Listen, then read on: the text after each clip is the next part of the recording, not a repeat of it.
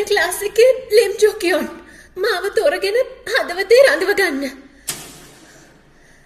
දැන් ඇති.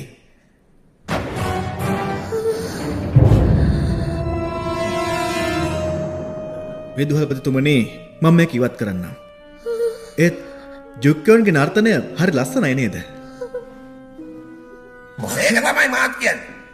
උදාහරණයකට ගත්තොත් ජාතික විභාග ප්‍රතිඵල අන්තිම සවුත්තුයි. ළමයි කී දෙනෙක් අපේ පාසලේ සියොල් කැම්පස් වලට යවන්න පුළුවන්ද මේ අවුරුද්දේ?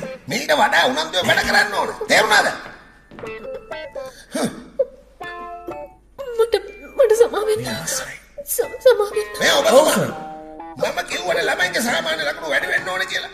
මොකද්ද මේ කරන්නේ? මීට වඩා උත්සාහ කරන්න.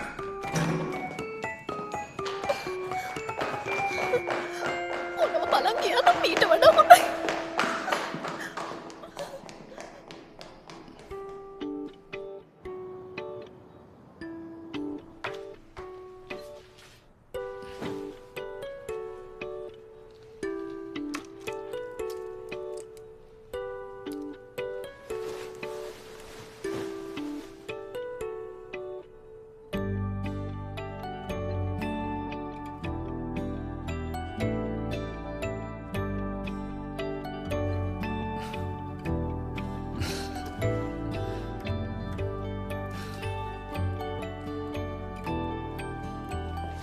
ඉක්මනට මගේ ටිකට් කපයි. එතකොට පුතා එන්න ඕනේ නැහැ. ටික වෙලාවකට හරි අම්මව දකින්න ඕනේ.